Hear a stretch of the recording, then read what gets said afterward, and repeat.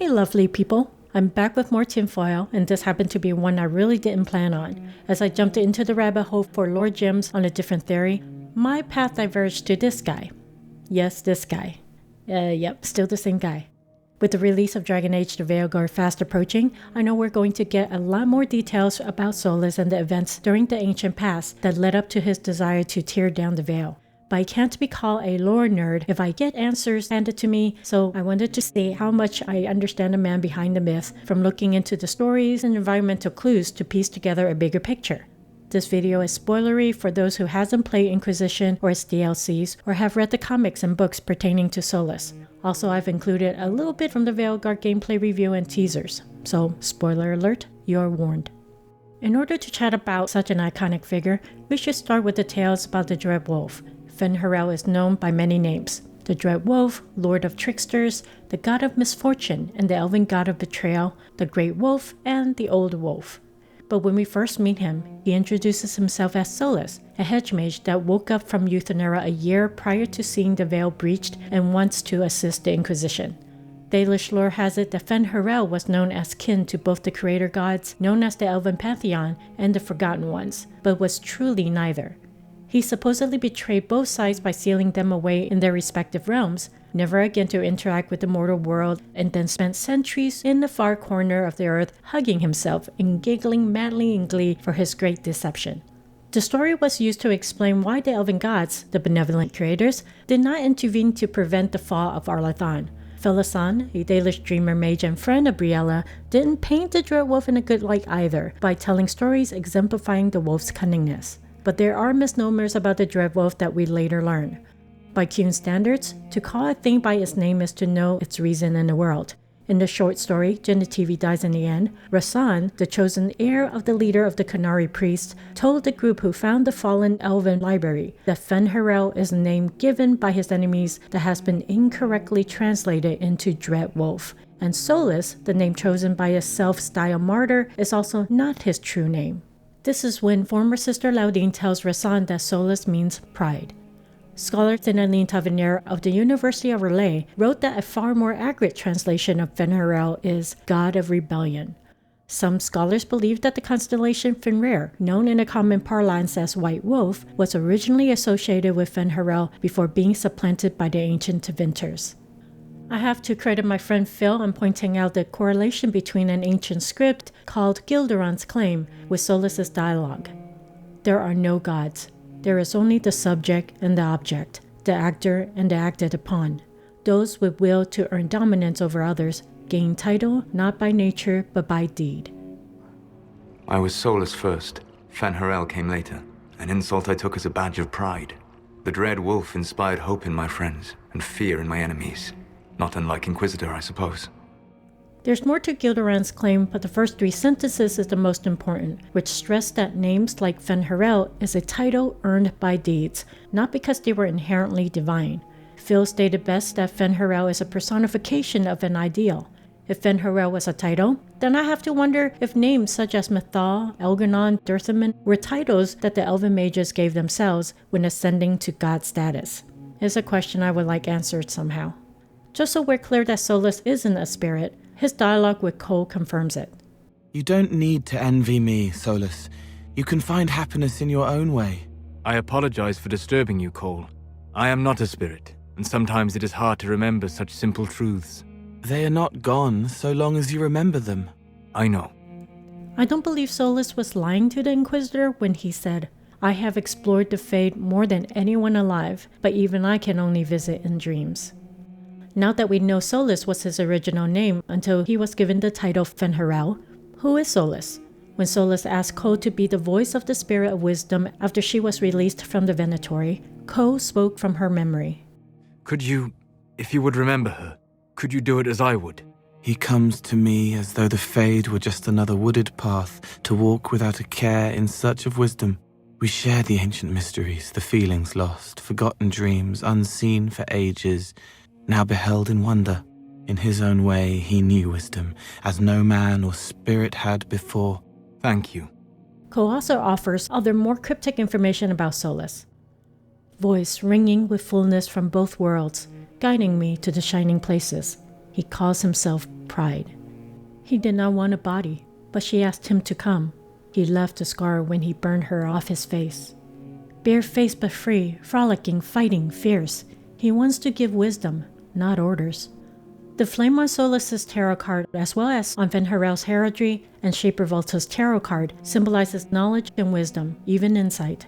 Just as Cole said, Solas wants to hand out or give wisdom.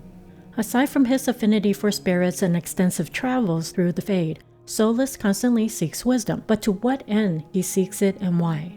While I was working on a different theory, I found a very important clue associating elven writings with the environmental storytelling. These are portraits of elven gods in the Forgotten Sanctuary. It's the only location that these particular portraits are arranged in a way that confirms the history Tevinter uncovered after the fall of Arlathan about the twin souls, Falandin and Dirthamin. Elysian scholars believe that Falandin and Dirthamin are not twins at all, but rather a complex allegory in which Falandin is Dirthamin's shadow, while Dirthamin is Falandin's reflection. And the portrait of the twin souls is placed beside Fen'Harel, the Dread Wolf. Both shadow and reflection requires one thing, and that is a light source. In the lateral thinker puzzle, the first riddle speaks of light and illumination. The Dread Wolf keeps his gaze on the one light that illuminates the way forward. What came close to the one light mentioned in the riddle is in the fresco of the dead Titan found in the hidden chamber. And when compared to the fresco revealed in the lighthouse, it clearly illustrates that the Titan had a beam prior to being killed, but it is dispelled when the Titan is dead, leaving the center dark but not empty. The Titans would not have emitted actual light for the ancient elves to see, so the painting of the beam from the core of the Titan is more symbolic to its connection with the Fade or something greater. The visual reminds me of the soul sparks we saw in the Veilguard trailer, and I had to wonder if these are the lights the Dread Wolf keeps his gaze on. My nerdy self didn't stop digging and wanted to understand the significance of paths mentioned in the second riddle. Where the Dread Wolf's gaze blazes, paths are brought to light. That's when I saw the bigger picture, literally and philosophically. When I sketched out the first two riddles that specified the one light and paths, it mimicked the design of a pagan symbol or sigil named Vegvisir, or Wayfinder. Its name derived from the combination of two Islamic words, Vigur and Visir, meaning way, road or path, and pointer or guide, respectively. And when you add the ring mentioned in the third riddle that reads, when the Dread Wolf's gaze is bright, light burns in the ring of the dead, the sketch appears like the orb the figure is holding in the ancient elven frescoes. The Vegvisir or Wayfinder is like a runic compass to help navigate through a journey, but what are these paths?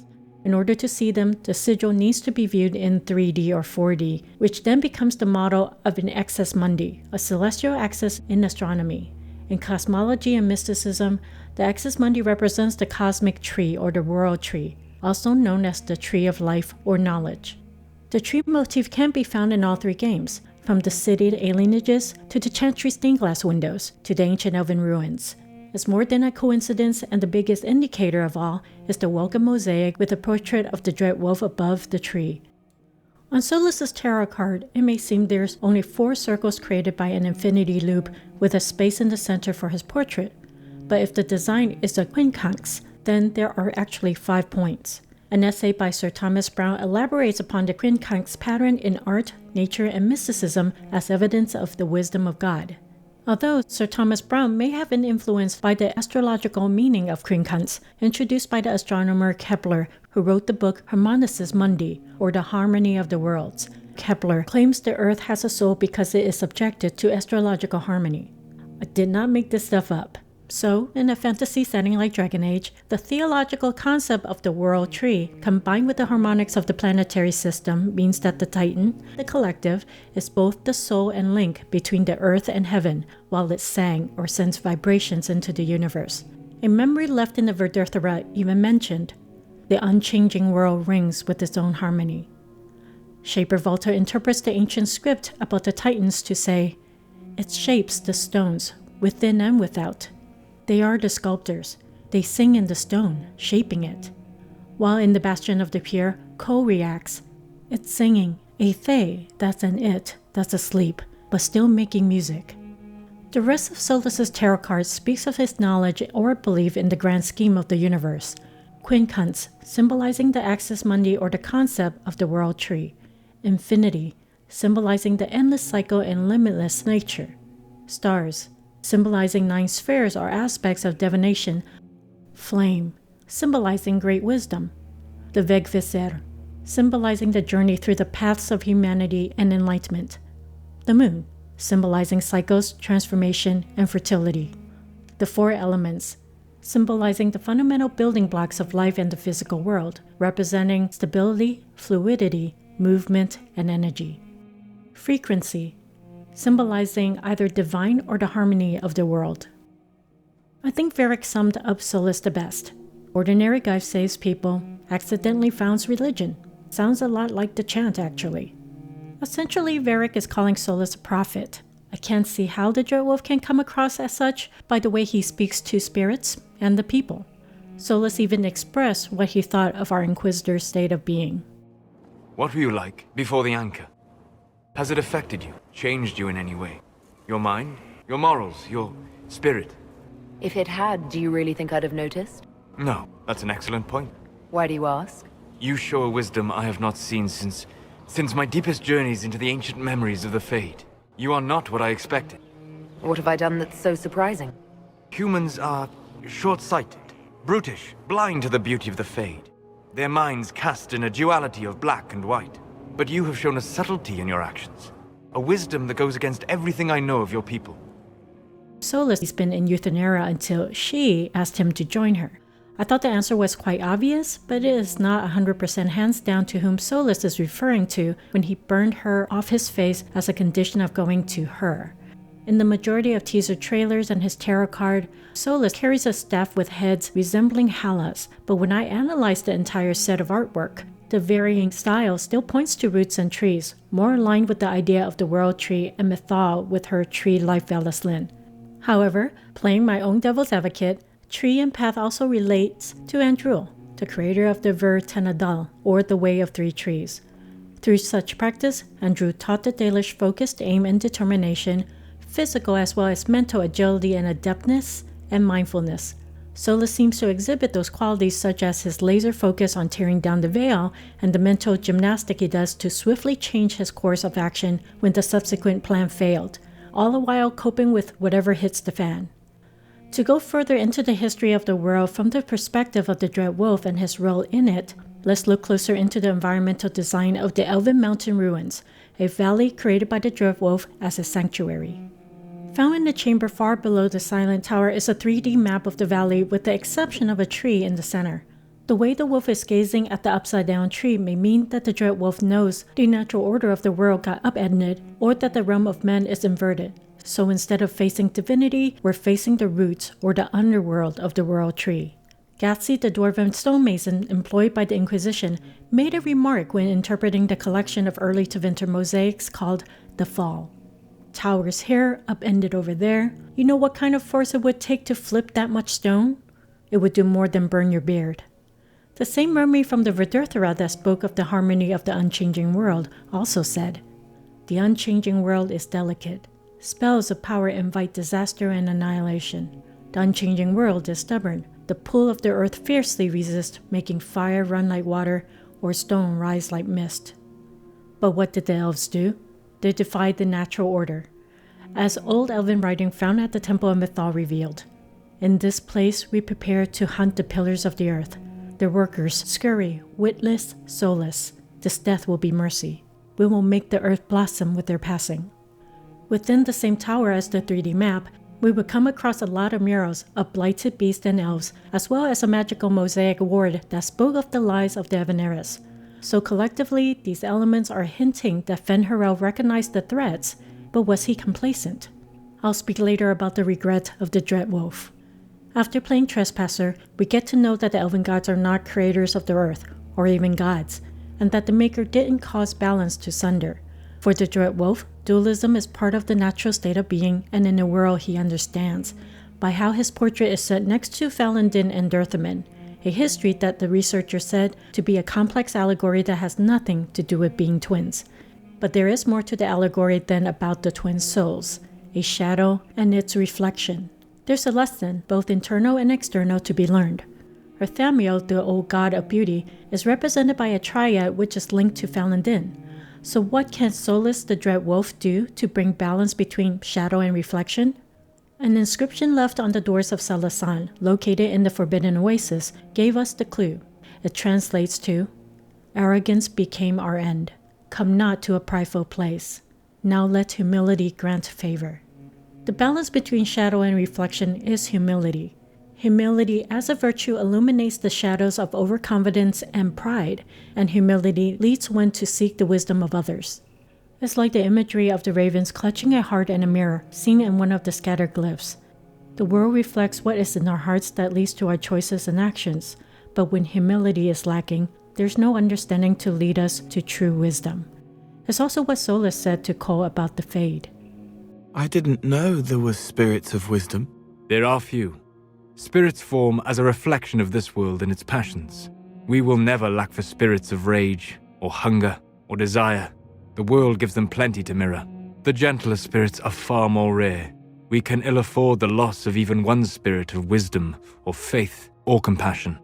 The mindset of the Dread Wolf has been that he's the only one who knows best on how to deal with the problems caused by the elven gods and himself, while admittedly acknowledging his own failures and regrets. However, he has vowed to walk the solitary path of the Dina Shirald, or the Journey of Death, in order to restore the elven people, regardless of the cost to Thedas or himself.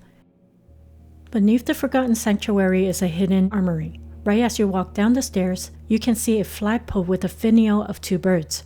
We know of 2 ravens called Fear and Deceit in the Dalish tale about how Durthamin got separated from his twin Falun Din and the aging deer when the shifting grey paths would not let Durthamin follow them beyond the veil. It was when he got aimlessly lost that Durthamin came across the 2 ravens.